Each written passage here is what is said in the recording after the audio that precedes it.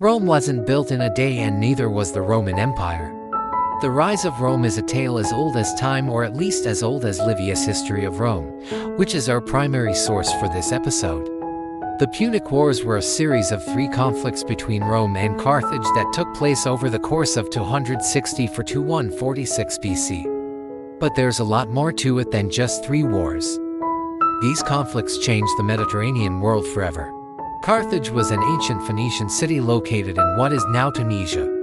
It was situated on the northern coast of Africa, not too far from the Sicilian city of Lilybaeum, which is where our story begins.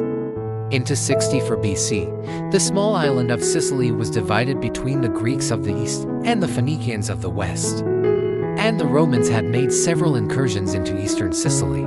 So when the Greek tyrant Hierote died and left his entire kingdom to his adopted son, a certain Pythias, the Carthaginians took offense to the prospect of a potential Roman ally on their doorstep. So they attacked him. The Romans, of course, came to the rescue, defeated the Carthaginians, and established their hegemony over Sicily. This marked the beginning of the First Punic War. So now we meet our first major player, Hamilcar Barca, who was the commander of the Carthaginian army during the First Punic War. He was a brilliant general who was able to hold off the Romans despite being outnumbered. He even managed to invade the Italian mainland, but he was eventually forced to retreat back to Africa.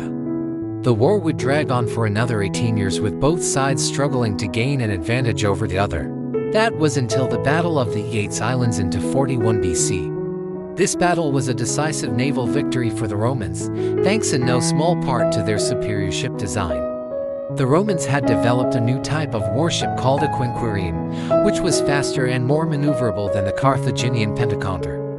This gave the Romans the edge they needed to win the battle and ultimately the war. The Treaty of Peace would grant Rome the entire island of Sicily and the western Mediterranean. Carthage would retain control of Sardinia and Corsica, as well as the eastern Mediterranean. While the First Punic War was mainly fought over control of Sicily, the Second Punic War was fought over control of the entire Mediterranean. It all started with Hannibal Barca, who was the son of Hamilcar Barca. After his father's death, he took command of the Carthaginian army and set his sights on invading Italy, and 218 BC, he led his army across the Alps into northern Italy, where he proceeded to ravage the countryside. The Romans were shocked by his audacity and they sent their best generals to stop him, but Hannibal proved to be too much for them. He won several great victories against the Romans, most notably at the Trebia, the Lake Trasimene, and the Battle of Cannae. At Cannae, he famously used his superior cavalry to encircle and destroy a much larger Roman army. Even though Hannibal was victorious at Cannae, he would never make it to Rome. The Romans simply refused to give up. They kept sending new armies to fight him, and each time Hannibal managed to defeat them. But the Romans were able to inflict heavy casualties on his army, and slowly but surely, Hannibal was forced to retreat back to Africa. Eventually, Hannibal's brother, Hasdrubal, arrived with reinforcements, and the brothers were able to turn the tide of war in Carthage's favor. But then their other brother, Mago, who was in charge of the Carthaginian navy, was defeated by the Romans at the Battle of the Cape Bon. With their navy crippled, Carthage was unable to get reinforcements to Hannibal in Italy, and he was eventually defeated and forced to flee to Greece. There he would live out the remainder of his life in exile. The Second Punic War would end with the Treaty of Carthage in 206 BC, which granted Rome control of the western Mediterranean and Carthage control of the eastern Mediterranean. But Rome wasn't satisfied with this arrangement. They wanted more. So they went to war again, starting what would become known as the Third Punic War. This war would be short, brutal, and decisive. The Romans, under the command of Lucius Cornelius Scipio Africanus, would invade Carthage and lay siege to the city. After a long and bloody siege, the city fell and Carthage was utterly destroyed. The Romans slaughtered the Carthaginians and sold the women and children into slavery. They also confiscated all of Carthage's property and distributed it among their soldiers. Now let's talk about why the Punic Wars were so important. First of all, they established Roman dominance in the Mediterranean. Before the Punic Wars, the Mediterranean was a very different place.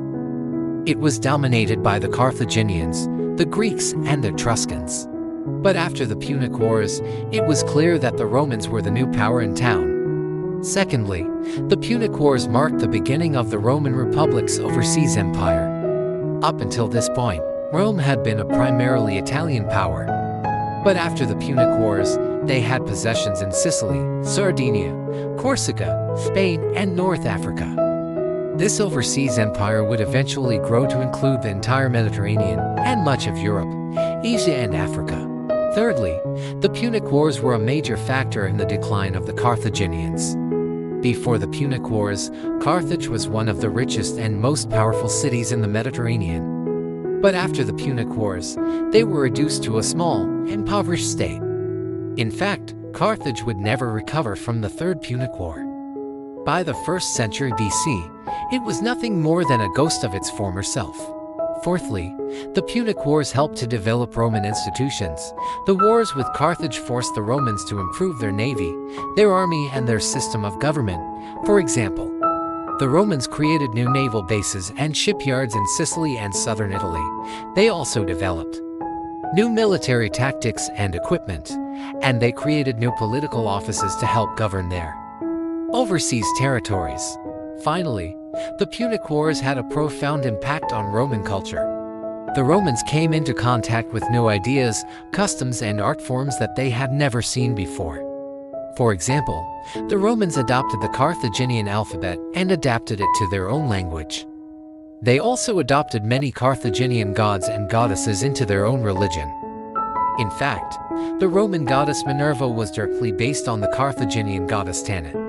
In conclusion, the Punic Wars were a pivotal moment in ancient history. They shaped the Mediterranean world and had a profound impact on the rise of the Roman Empire. If you enjoyed this video, please subscribe. We'd really appreciate it. Thanks for watching.